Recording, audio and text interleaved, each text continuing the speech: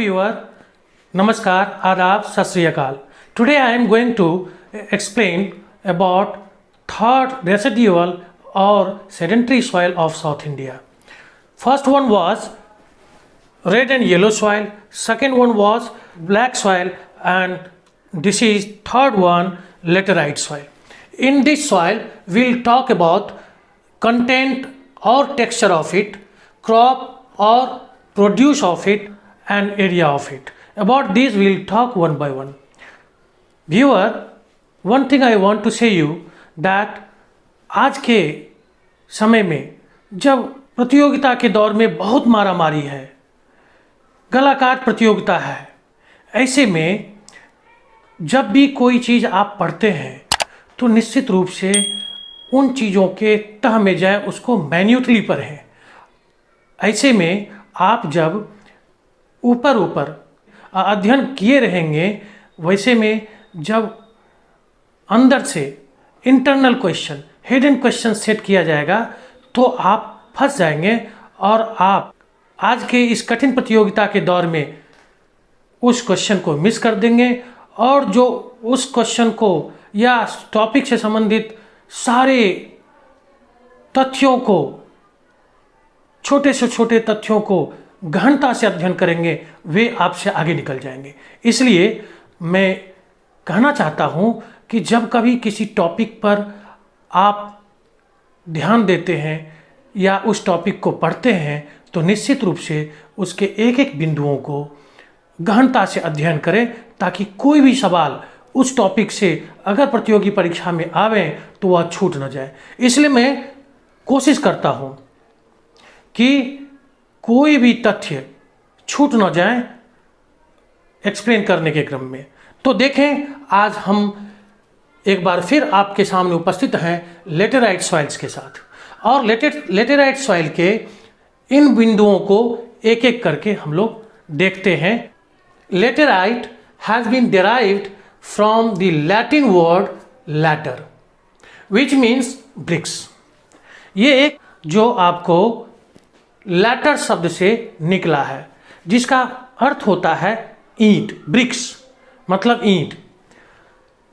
Since the colour of this soil is of brick so they are known as laterite soil.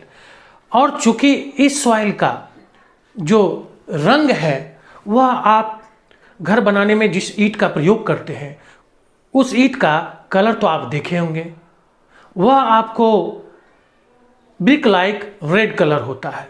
इसका colour जो होता है वह आपको ईंट के तरह का होता है, इसलिए इसको लेटेराइट सॉइल कहा गया है। They are hard bake soil of tropical region, now it is in the sub tropical region. Viewer, ये इंडिया, जब आप वर्ल्ड मैप देखेंगे तो आप देख पाएंगे कि ये इंडिया जो है यह आपको अंगारा लैंड और गोंडवाना लैंड का हिस्सा है। सॉदर्न पार्ट जो है वह गोंडवाना लैंड का हिस्सा है, जो अफ्रीकी महाद्वीप से टूटकर प्लेट विवर्तनिकी के कारण यह आपको नॉर्थ और ईस्ट साइड में शिफ्ट कर गया। तो जिस समय यह अफ्रीका के साथ जुड़ा हुआ था, जब यह आपको पंजिया का जो दो बेटे हैं को अंगारा लैंड और गोंडवाना लैंड, जब अंगारा लैंड और गोंडवाना लैंड एक ही साथ पेंजिया के रूप में था, तब यह इक्वेटर के पास था, कंप्लीटली ट्रॉपिकल जोन में था। और ट्रॉपिकल जोन में चूंकि क्लाइमेट एक्सट्रीम होता है, बहुत ज़्यादा तापमान होता है, इसलिए वहाँ के जो सॉइल है वह बेक्ड हो जाता है, और इसीलिए यहाँ कहा गया है they are hard baked soil of tropical region. तो चूंकि वह ट्रॉपिकल रीजन में था इसलिए हार्ड हो गया अधिक तापमान मिलने के कारण, और वह पक भी गया। बेक्ड मतलब पक गया। और जब इंडिया आंतरिक हलचल के कारण, इंडोजेनिक फोर्सेस के कारण इंडियन प्लेट टूटकर अलग हो गया, तो ये ट्रॉपिकल जोन से सब ट्रॉपिकल जोन में खिसक कर आ गया। लेकिन जो सॉइल बन चुका था वो अभी भी इसमें मौजूद है, और सब ट्रॉपिकल जोन में भी ट्रॉपिकल जोन का जो क्लाइमेटिक कंडीशंस हैं वो मोर और लेस प्रिवेल करता है। तो इस वजह से आपको ये जो हार्ड बेक्ड सॉइल है, लेटेराइट सॉइल, वह आपको इस पार्ट में, ये सॉदर्न पार्ट में आपको ये लेटेराइट सॉइल ये देख सकते हैं, ये जो है इन हिस्सों में यत्र तत्र पैचेज के रूप में बिखरा पड़ा है। अब अगला पॉइंट है, they are also known as blocky soil because blocks of them are used for construction of houses. चूंकि ये सॉइल जो है खरे चट्टानों का हिस्सा होता है और ये छोटे बड़े ब्लॉक्स में मिलते हैं। जिस तरह से ईंट के ब्लॉक्स होते हैं ना, ईंट का तो एक समान सिमेट्रिकल आपको ब्लॉक्स होते हैं, लेकिन उसका सिमेट्रिकल नहीं होता, एक समान नहीं होता है, वो अलग अलग शेप में होते हैं लेकिन ब्लॉक्स में होते हैं। तो उस क्षेत्र के लोग उन ब्लॉक्स का प्रयोग गृह निर्माण में करते हैं। तो इस वजह से भी इस सॉइल को ब्लॉकी सॉइल के रूप में भी जाना जाता है। अगला पॉइंट है, they are prone to erosion and degradation due to their position on the landscape. South India का लैंडस्केप क्या है? ये ऊबड़ खाबड़ है, ऊंचा नीचा है, क्योंकि ये प्लेट्यू रीजन है और इसमें स्लोप्स भी हैं। जब वर्षा का जल का आघात होता है, या आप ये कह सकते हैं थर्मल वेदरिंग होता है, डेन्यूडेशन होता है, तो क्या होता है? थर्मल वेदरिंग के वजह से, वर्षा जल के आघात के वजह से यहाँ की चट्टानें टूटती है, वेदर्ड होती है और फिर इरोड होकर वह ट्रांसपोर्ट भी हो जाती है। यहाँ के चट्टानों से बने मिट्टी का निम्नीकरण हो जाता है। कहने का मतलब उसका जो क्वालिटी है वह डिग्रेड हो जाता है, और चूँकि वह इरोजनल जोन प्रोन एरिया में है इसलिए तेज़ी से उसका इरोजन होता है। और आगे देखते हैं, these soils are result of intense leaching due to heavy rain in the plateau regions where hot and wet condition prevail। तो आपको पहले ही बता चुके, चूंकि यह सब ट्रॉपिकल जोन में है इस वजह से hot and wet climatic condition prevail करता है। साथ ही जब इन क्षेत्रों में हेवी रेनफॉल होता है, मूसलाधार बारिश होती है, तो क्या होता है? इन क्षेत्रों के मिट्टियों का जो न्यूट्रिएंट्स है, जो पोषक तत्व है, उसका लीचिंग हो जाता है। वह जो है जल के साथ घुलकर वह नीचे चला जाता है, बह भी जाता है निचले इलाकों में ढलान के सहायता से, ढाल के सहायता से, और उस जगह पर भी वह जो न्यूट्रिएंट्स है निचले स्तर पर चला जाता है, तो जिसको हम लीचिंग बोलते हैं। उसका लीचिंग के वजह से डिग्रेडेशन हो जाता है। तो ये सारी बातें आपको लेटेराइट सॉइल के बारे में महत्वपूर्ण है। इन सारी बातों को आपको याद रखना चाहिए प्रतियोगी परीक्षाओं को भी ध्यान में रखकर, और आपके वर्ग से संबंधित परीक्षाओं को भी ध्यान में रखें, इसको याद रखें। अब हम लोग टेक्सचर एंड कंटेंट के बारे में बात करते हैं। They are shallow, acidic and less fertile soil. और इसके बारे में हम लोगों ने ऊपर जिक्र किया परिचय में कि चूँकि इसका अत्यधिक लीचिंग होता है और लीचिंग के वजह से ही इसकी फर्टिलिटी लॉस हो जाती है और ये एसिडिक हो जाता है और ये शैलो भी होता है। The upland laterites are coarse, thin and infertile. जो ऊपर के इलाके में या ऊपर के ढाल पर इस तरह के जो सॉइल मिलते हैं वह खुरदुरे होते हैं, मोटे कण वाले होते हैं, साथ ही इसके जो लेयर होते हैं वह बहुत ही पतले होते हैं वो अपलैंड एरिया में। लेकिन जब यह नीचे चला जाता है जहाँ फ्लूवियल वाटर के द्वारा ड्रेन करके नीचे बिछाई जाती है, तो वहाँ इसकी परतें मोटी मिलती है और यह इनफर्टाइल भी होता है। They are mostly deep to very deep and acidic, pH less than 6.0, generally deficient in plant nutrients. अब जब आप निचले इलाके में जाएंगे, जब इसका जो है फ्लूवियल प्रोसेस से या सरफेस वाटर के द्वारा नीचे बहाकर जमा की जाती है तो इसका जो डेप्थ है, इसके जो लेयर है वो मोटे मिलते हैं।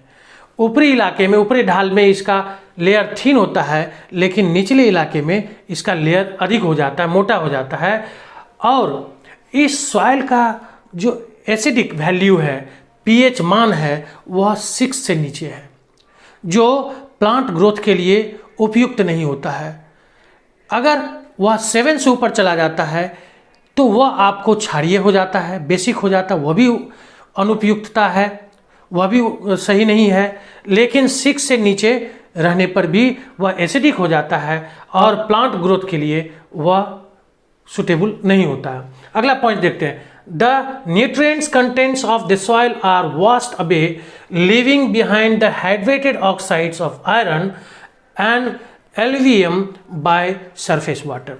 कि इसके जो न्यूट्रिएंट्स हैं, इसके जो पोषक तत्व है, वह बहते हुए जल के साथ जो है नीचे बह जाता है या वहीं निचले स्तर में परकुलेट कर जाता है, एंटर कर जाता है, जिस वजह से यह मिट्टी इनफर्टाइल हो जाता है और उसमें जो हाइड्रेटेड ऑक्साइड ऑफ आयरन है वह आपको यत्र तत्र बिखरा हुआ मिलता है। उसको इस पॉइंट्स में हम लोग देखते हैं। They are found lumps of iron oxide lying in the plateau region in the form of big pebbles. बजरी, बड़े बड़े कंकर के बजरी के रूप में, टुकड़े के रूप में यह लम्प्स आयरन ऑक्साइड का यत्र तत्र बिखरा हुआ मिलेगा, जो आपको छोटा नागपुर प्लेट्यू रीजन में गुरगुट के नाम से जाना जाता है। ये महत्वपूर्ण है, इसको याद रखना चाहिए। गुरगुट, छोटा नागपुर प्लेट्यू रीजन में लेटेराइट सॉइल में जो आयरन ऑक्साइड के लम्प्स होते हैं उसको गुरगुट बोला जाता है, जो झारखंड पब्लिक सर्विस कमीशन के एग्जाम में के लिए तो महत्वपूर्ण है ही, बाकी और सारे पब्लिक सर्विस कमीशन में भी इस तरह के सवाल, चूँकि यह बहुत ही इंटरनल फैक्ट है, पूछा जा सकता है, इसको ध्यान में रखेंगे। तो they are poor in nitrogen, potash, phosphorus and lime. इन सारे जो पोषक तत्व है का अभाव इस सॉइल में होता है, लेकिन यह आयरन रिच होता है, इसमें लोहांश का मात्रा अधिक होता है। अब हम लोग चलते हैं, देखते हैं क्रॉप्स और प्रोड्यूस के बारे में कि इस मिट्टी में किस किस तरह के क्रॉप्स होते हैं, प्रोड्यूस होते हैं। Since they are rich in iron, so they are suitable for plantation of crops like tea, rubber, coffee and cashew nut. After adopting appropriate soil conservation technique in the hilly areas. चूँकि hilly areas में जो है इस soil का layer बहुत thin होता है, इसलिए वहाँ ढाल का सीढ़ीनुमा कटिंग कर, सीढ़ीनुमा बनाकर उस पर इस तरह के प्लांटेशन किए जाते हैं ताकि वहाँ जल का स्टेग्नेशन हो, ठहराव हो और सॉइल का ठहराव हो। तो इस तरह के कंजर्वेशन टेक्निक्स वहाँ अपनाए जाते हैं। अगर उसको सीढ़ीनुमा नहीं बनाया जाएगा तो जो जल है, बहता हुआ जल है, उस बहते हुए जल के साथ जो भी सॉइल फॉर्मेशन होगा वेदरिंग प्रोसेस से, उसको बहाकर वहाँ से शिफ्ट कर दिया जाएगा उस इरोजनल एजेंट के द्वारा। इसलिए इस टेक्निक को अपनाना जरूरी होता है उन क्षेत्रों में। आगे देखते हैं हम लोग डिस्ट्रीब्यूशन एंड एरियाज, मतलब वितरण या क्षेत्र के बारे में। पहला hilly areas of Karnataka, Kerala and Tamil Nadu. Hilly area of Karnataka, Kerala and Tamil Nadu, इन क्षेत्रों में आपको इस तरह के लेटेराइट सॉइल मिलते हैं। Western Ghat region of Maharashtra, आप महाराष्ट्र के आसपास में भी वेस्टर्न घाट रीजन में थोड़ा सा ये और ऊपर जाएगा, इन क्षेत्रों में भी आपको लेटेराइट सॉइल मिलते हैं। Eastern parts of peninsular plateaus, they are found in patches in Odisha, Jharkhand, along with West Bengal, particularly in Bardhaman, Birbhum, Bankura and Medinipur districts. अब देखिए कि ये ईस्टर्न घाट की जब हम बात करते हैं तो थोड़ा ये वेस्ट बंगाल में घुस गया है, उड़ीसा में भी ये है, और उसके अलावे ये आपको झारखंड, तो इन इलाकों में ये लेटेराइट सॉइल मिलते हैं। North east region of the hills of Meghalaya, और जब आप मेघालय में जाएंगे तो मेघालय के क्षेत्रों में भी लेटेराइट सॉइल यहाँ आप देख सकते हैं। आज के क्लास में इतना ही। धन्यवाद। जय हिंद।